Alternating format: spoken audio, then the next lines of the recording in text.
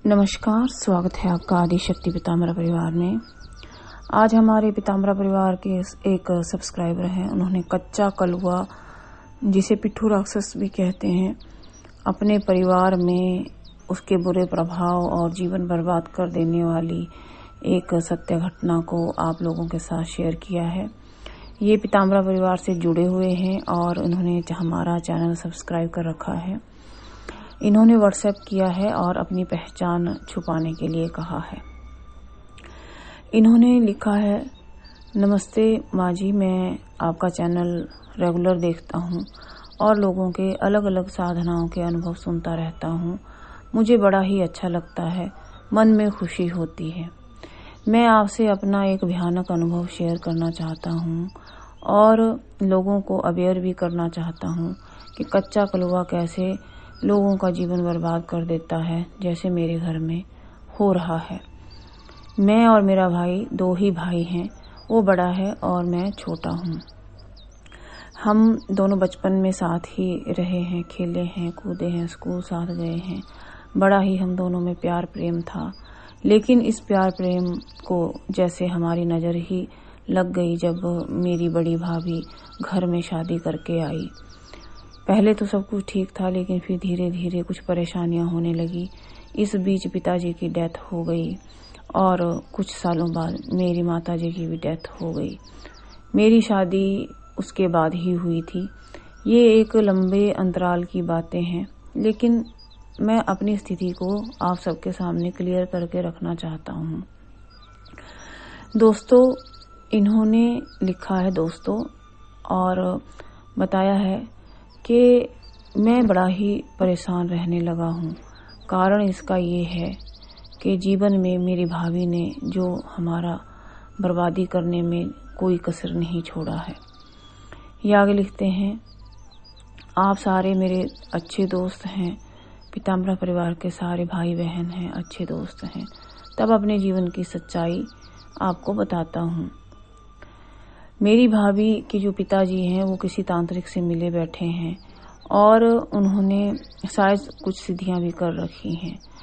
मेरे भाई को उन्होंने प्रॉपर्टी का लालच तब से ही दे दिया जब मेरे पिताजी बिना वसीयत के ही चले गए।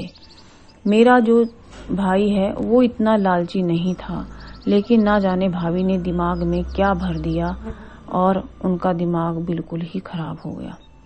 मुझे बार बार प्रताड़ित करने लगे और घर से बाहर निकालने की धमकी देते थे।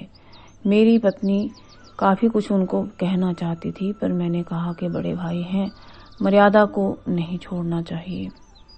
लेकिन मैं क्या करूं, हमारे साथ जो हो रहा था मैं अपने गांव में या परिवार में किसी को नहीं बताना चाहता था। उसके बाद मैं अपने काम के सिलसिले में चला गया और नौकरी करने लगा। नोएडा में जाकर मेरी अच्छी खासी नौकरी लग गई। इससे भी भाभी को बहुत जलन हो गई। भाभी ने अपने पिता के साथ मिलकर और भाई ने उन दोनों के साथ मिलकर हमारे ऊपर कई तांत्रिक प्रयोग कराए। मैं बीमार जब रहने लगा और मुझे पता चला कि मुझे इस बीच कैंसर भी हो गया, लेकिन इतनी कम उम्र में कैंसर हो गया। अपनी नियति को मैंने उस समय खराब समझा। मैंने सोचा मेरा ही कोई कर्म खराब होगा जो ऐसा मेरे साथ हुआ। ये मैं अपने जीवन का एक एक लम्हे की सच्चाई आप सभी दोस्तों के साथ लिख रहा हूँ। फिर क्या था, काफी इलाज कराया, पैसा इलाज में चला गया। मैंने भक्ति करना नहीं छोड़ा, भक्ति करता रहा, माता का ध्यान करता रहा। तब कहीं मैं इस बीमारी से छूट पाया और आज मैं ठीक हूँ। उसके बाद तो जैसे हमारे परिवार को धीरे धीरे नजर लगती चली गई। मेरी पत्नी को भी कुछ बीमारियां हो गईं। उनके इलाज पुआई में बहुत सारा चला गया। जब बच्चे का जन्म घर में हुआ था हमारे, तो मेरा बेटा ठीक था, उसको कोई समस्या नहीं थी। लेकिन बाद में जब वो बड़ा हो गया, 16-17 साल का, तो अजीब अजीब हरकतें करने लगा, पागलों की तरह नाचने लगा, हंसने लगा। हमारा तो पूरा जीवन संघर्ष में चला गया। लिखते लिखते आंखों में आंसू आ गए हैं मेरे। उसके बाद तो क्या लिखूं, मेरा तो जैसे जीवन ही लुट गया। छोटी बेटी पैदा हुई तो वो भी ऐसी ही हरकतें करने लगी। बहुत इलाज उपाय कराया, कोई फायदा नहीं हुआ। डॉक्टरों को दिखाया, एम्स में दिखाया, हर बड़े हॉस्पिटल में लेके गए, सारा पैसा उसी में बर्बाद हो गया। अपनी बीमारी से छूटा तो पत्नी की बीमारी कुछ सही हुई तो दोनों बच्चों की बीमारी। मुझे तो लगा कि मेरी किस्मत ही ऐसी है। फिर तांत्रिकों के चक्कर काटना मैंने शुरू कर दिया।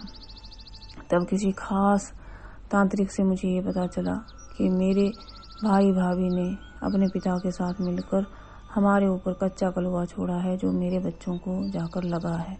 उनकी मानसिक स्थितियां बिल्कुल ठीक नहीं हैं, बिल्कुल भी ठीक से कोई भी कार्य नहीं कर पाते हैं। मैं भक्ति करता हूँ, कोई उसको छुड़ा नहीं पाया। मैं भक्ति करता हूँ और प्रार्थना करता रहता हूँ कि कभी न कभी उससे निजात मिल जाए। बस ये है कि जब से आपसे माताजी कवच उसको पहनाया है, तब से दोनों कुछ शांत हैं। 6 महीने से घर में कुछ शांति है। मुझे लगता है कवच का कुछ प्रभाव है, लेकिन कवच का प्रभाव पता नहीं कब तक रहेगा। मन घबराता है। अब मैं भक्ति ही करता रहता हूँ। नौकरी छोड़कर रिटायरमेंट लेना चाहता हूँ, पर क्या करूँ, प्राइवेट जॉब है तो पेंशन नहीं हो सकती ना, इसलिए मुझे नौकरी तो करनी ही पड़ेगी।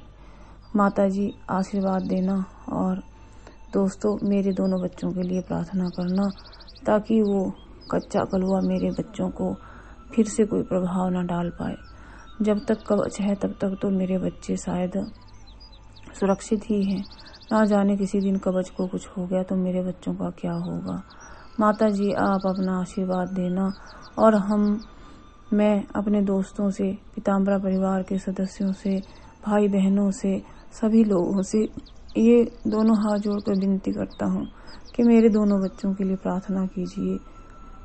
माताजी आप मेरे दोनों बच्चों की प्रार्थना कीजिए, मेरे बच्चे स्वस्थ ही रहें और आपका आशीर्वाद बना रहे। जय माता दी, जय माता दी, जय माता दी। ये एक अनुभव है कि प्रॉपर्टी के खातिर कैसे एक भाई दूसरे भाई को सता रहा है, क्योंकि धन, प्रॉपर्टी, ये जमीन जायदाद के मामले ऐसे हैं जिसमें अपना सगा नहीं रह जाता और सगा बेगाना हो जाता है। ये बड़े दुख की बात है, लेकिन इनका तो चलो ये जीवन में कुछ समय ऐसा कठिन बीता कि ये बेचारे अपने जीवन से ही निराश हो गए।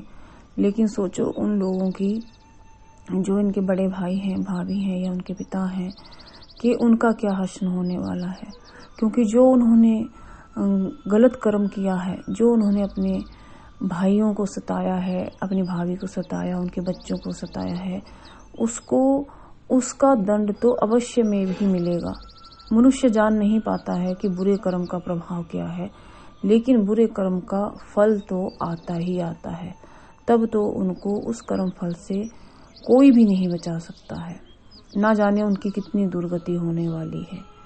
हम तो देखिए आप सभी के बच्चों के लिए प्रार्थना ही करते हैं, सब बच्चे स्वस्थ रहें, कुशल मंगल रहें, सबकी आयु में वृद्धि हो, सब अच्छे से पढ़ें लिखें और खूब तरक्की अपने जीवन में करें। तो हम अवश्य में भी आपके बच्चों के लिए भी प्रार्थना करेंगे। नमस्कार।